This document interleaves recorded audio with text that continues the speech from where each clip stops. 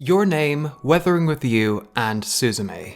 These are the three most recent films from writer and director Makoto Shinkai. After a career that spans over 25 years, these three films firmly secured Shinkai's status as one of the most important figures working in the anime industry today, with all three films being among the top 10 highest grossing Japanese films worldwide. The main reason for that is because they're all great films, but what if I were to tell you that there was another reason for their success? That they were all part of a trilogy, specifically a thematic trilogy. Now, some of you may be asking, what the hell is a thematic trilogy? Well, like a regular trilogy, it is a set of three works that are related to each other.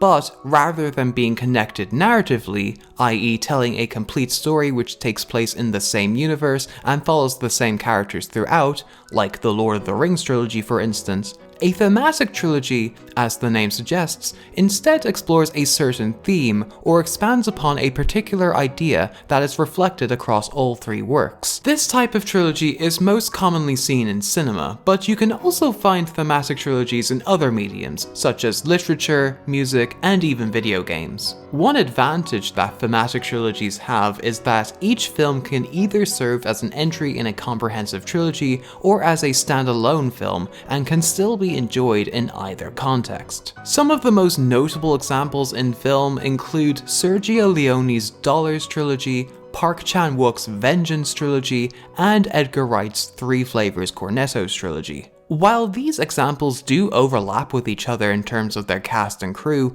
each entry in these trilogies tells similar yet unrelated stories that revolve around a different set of characters each time. For instance, the Dollars trilogy are westerns that follow a lonesome outlaw with no name getting involved in a variety of disputes in the Wild West. The Vengeance trilogy are thrillers about revenge and exploring the consequences of that, and the Cornetto trilogy are comedies that center around growing up. And of course, each trilogy is informed by the filmic style of their respective directors. I've singled out these trilogies specifically because, well, they have their own Wikipedia entries to start, but each of them has also made a significant impact on the world of cinema. The Dollars trilogy redefined the Western genre as we know it, the Vengeance trilogy was many people's introduction to Korean cinema, and the Cornetto trilogy was responsible for giving rise to pretentious college students who had the film posters plastered all over their dorm room walls.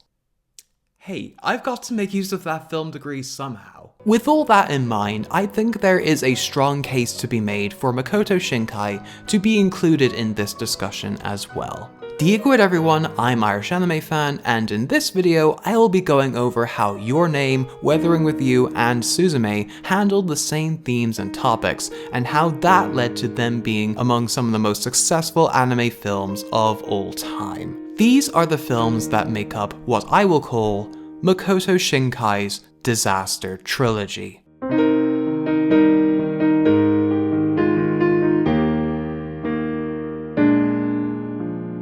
As we've established earlier, the purpose of a thematic trilogy is to present one or more ideas and elaborate upon them across all three entries. There are two ways that Shinkai conveys this in his trilogy. The first is reflected in the narrative itself, while the other is informed by subtext. Let's start with the former. A common complaint I see levied at Shinkai is that his films are derivative of each other, often relying upon the same tropes and cliches that he's used throughout his entire filmography.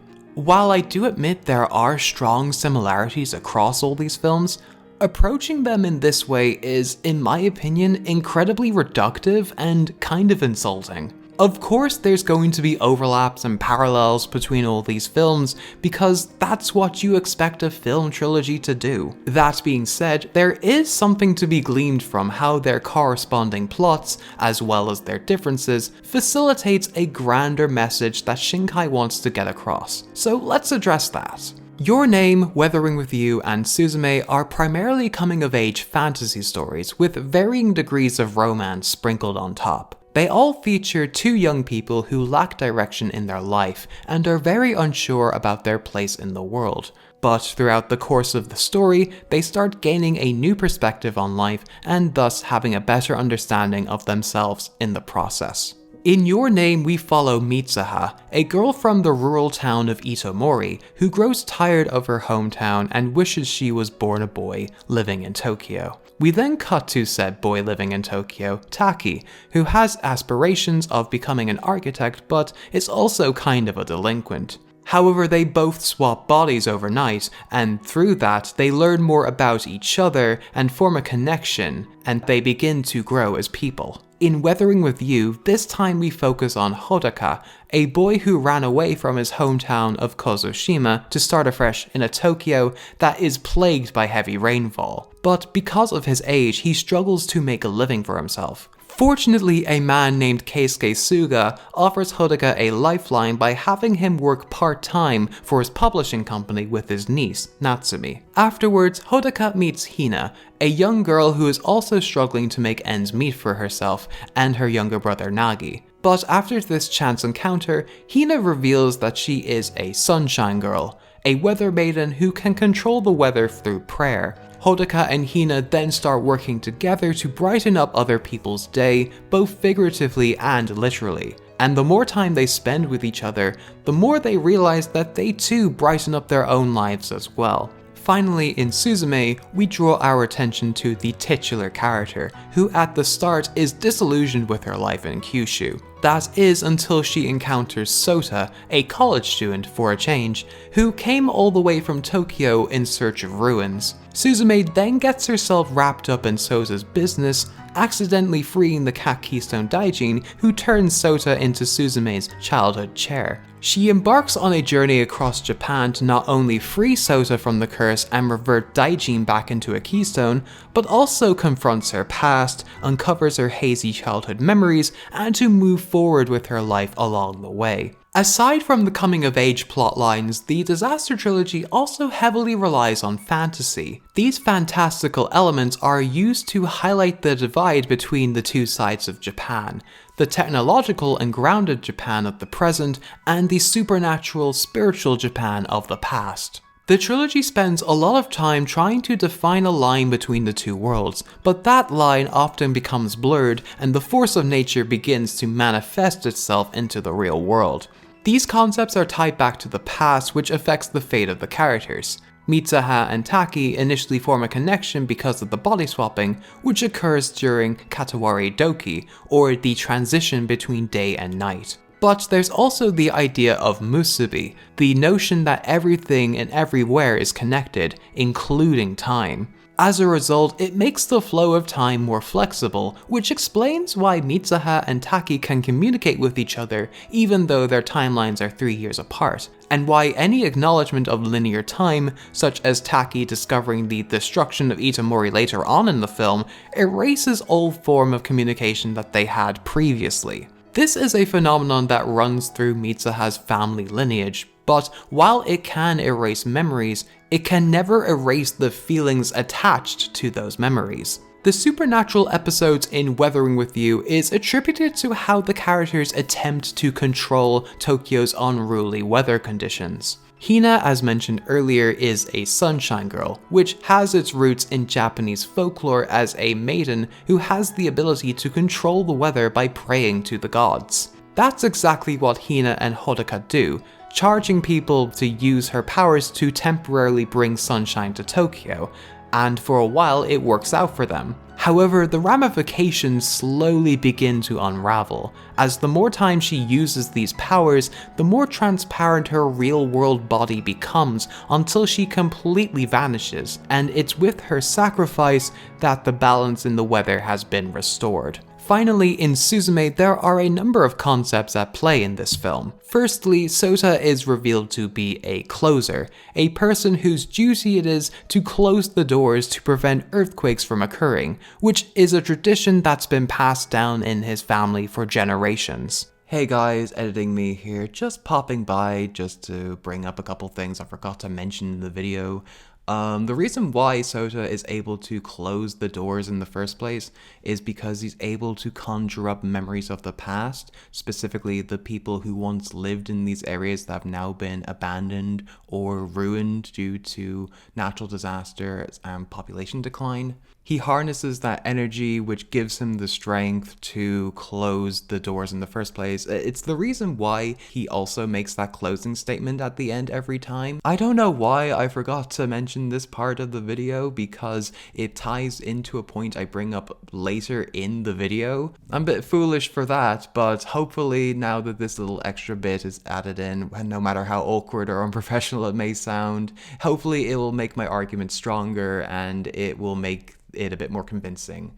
So yeah, let's carry on with the video. These earthquakes are caused by large mythical creatures called worms, who broke free from their containment in the spirit world called the Ever After. The ones that held them in place are the two keystones, Daijin in Kyushu and Sadaijin in Tokyo, both of whom are gods who represent two contrasting emotions, Daijin being love and affection, and Sadaijin being hatred and resentment. Due to them being gods, they have the ability to bend the world to their will, like the curse Daijin placed on Sota was actually one that will permanently turn him into a keystone. It's evident that the spirit world makes a tangible impact on the real world, but conversely, the actions the characters make in the real world can also impact the spirit world. There is a bridge between the two worlds in which one can access through a gate. In Your Name, it's the ancient family shrine located in the mountains of Itomori, where they store kuchikamizake,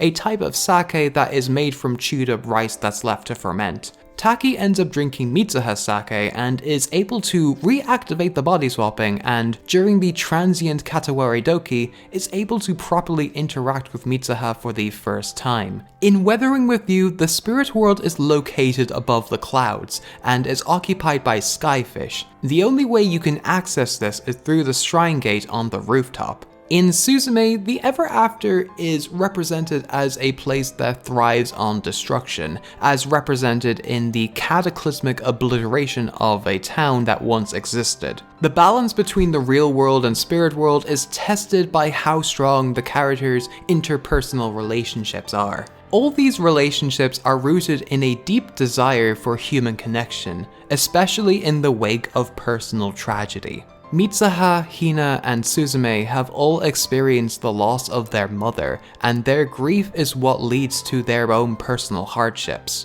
It's the reason for the estranged relationship between Mitsuha and her dad, why Hina feels obligated to provide for herself and her brother, and why the relationship between Suzume and her aunt Tamaki is so strained. But over the course of each film, they are able to work through their drama and come out the other side. It can even open the doors for a new kind of familial bond to take its place, such as Weathering with You's found family dynamic between Hodaka, Hina, and Nagi, as well as the support system Hodaka receives from Suga and Natsumi. So when these newfound connections are then taken away from the characters, usually in way of a sacrifice, it definitely leaves an impression on them. It sets into motion an act of defiance for the protagonist against all odds to do what they can to save their friend. While Taki knows he cannot stop Tiamat's comet from destroying Itomori, the best chance he has of saving Mitsuha and the rest of the villagers is by instigating an evacuation plan, which instills Mitsuha with drive to save the people of the town she once hated. In stark contrast, Hodaka's attempt to save Hina after sacrificing herself for good weather is far more reckless. By bringing her back to the real world, he risks subjecting Tokyo to non-stop rain. He is aware of these consequences, but in the end, he doesn't care. All he's thinking about is what he wants for himself, and he urges Hina to do the same for herself. Suzume falls in neither camp, as she does enter the Ever After through the door in Tohoku in order to save Sota from being a keystone, but offers herself up to be a keystone in his place, basically exchanging one sacrifice for another. It's only when Daijin realizes the love Suzume has for Sota Sota that he reverts back into a keystone to stop the final worm from causing more catastrophe. So while the outcome of the situation may be different, the intent behind the action remains the same. What these scenes have in common is that the characters are presented with a choice to either leave history as it is or to attempt to change the fate of the world for the sake of saving the one person they truly care about. In this case, they all end up choosing the latter. Whether you think these actions are selfish or not is up to you, but it's indicative of the resolve of the characters and how they're willing to go to great lengths to change the world. Another pairing that Shinkai incorporates throughout the trilogy is depicting the dichotomy between life in the countryside and life in the city. This is demonstrated in a couple of ways throughout the trilogy. Firstly, the two environments are compared to each other to accentuate their differences. This is illustrated most clearly in Your Name, because we flip back and forth between Tokyo City and Itomori Village, which by the way is a fictional stand-in for rural Japan. Itomori is a small town with little to no amenities, no restaurants, hospitals, or social activities. Compared that to Tokyo, which is a bustling environment which presents many advantages that a rural village cannot acquire. As a result, the characters living in Itomori harbor negative feelings towards their home, feeling like there's no prospects for them if they continue to stay there, and in some cases feel like they're suffocating because of it. This mindset is also reflected in Weathering with You and to a lesser extent Suzume. This general attitude correlates to various studies that have been conducted which outlines the reasons why so many young people migrate from rural towns to an urban metropolis like Tokyo. Before leaving to study Japanese literature, Shinkai grew up in Komi, a small island located in the Nagano prefecture. Whether he drew upon his own experiences as someone who grew up in a small rural town is up for debate, but considering this is even a recurring plot point at all, I wouldn't rule it out completely. However, Tokyo can also be depicted as an intimidating and unwelcoming place to those who arrived with nothing, like Hodaka was. And of course, there's the running gag which shows Tokyo is a bloody expensive place to live in. Suzume is unique in the trilogy when it comes to its settings due to its road trip-like plot mechanics. There's no comparing and contrasting in the same sense as the previous two films, but it does show how a race across Japan can be an enriching experience, seeing how Suzume meets and befriends a host of colorful characters on her travels. We start in Kyushu and from there we move upwards, making stops in Ehime, Tokushima, Tokyo, and finally ending up in the Tohoku region, all of which are exquisitely detailed and are beautiful to look at. It's what you come to expect with a Makoto Shinkai film. But while it is fun to marvel at these locations recreated in Shinkai's signature style, there is also another side to the depiction of these settings. I mentioned earlier that grief and loss was a significant theme in the trilogy, and that also extends on a wider cultural level, whether it's the collective national mourning of Itomori Village, whose annihilation nobody could have foreseen, to foregrounding smaller locations that have been forgotten to time due to natural disasters and population decline. But that isn't the only real-world thing Shinkai took inspiration from, because we've finally come to the reason why I refer to these films as the disaster trilogy. This is because Shinkai prominently features a unique disaster at the center of each film. In Your Name, it's Tiamat's comet whose split nucleus during the autumn festival caused the complete annihilation of Itomori Village. In Weathering with You, it's the heavy rainfall in Tokyo that gets more dangerous and erratic with every moment. This occurs so frequently that in the end the city is submerged underwater. A popular reading of this film is that it's an allegory for climate change, and that is definitely present in the text. Finally, in Suzume, it's the persistent earthquakes across Japan that are caused by giant worms opening the gates between the ever after and the real world. But there is a deeper meaning behind the inclusion of these disasters, and that is demonstrated in Suzume's final act. After traversing across Japan, Suzume finally reaches the last door for her to go into the ever after and save Sota. It is located near her childhood home in the Tohoku Tohoku region, which has since been destroyed. She comes across her old diary, and as she's flicking through the pages filled with cherished memories, she comes across pages that have been blotted out with black ink. The date listed on top of these pages was the 11th of March 2011, the same day that the most powerful earthquake in Japan's history hit the Tohoku region, killing almost 20,000 people. Shinkai has confirmed in interviews that this event did have a profound impact on him and his work, and he claimed that it forever changed the way he made his films. While you can see Shinkai processing that trauma when making Your Name and Weathering With You, it was treated more as inspiration rather than the main focus of each film. But for Suzume, Shinkai made the conscious decision to directly address the disaster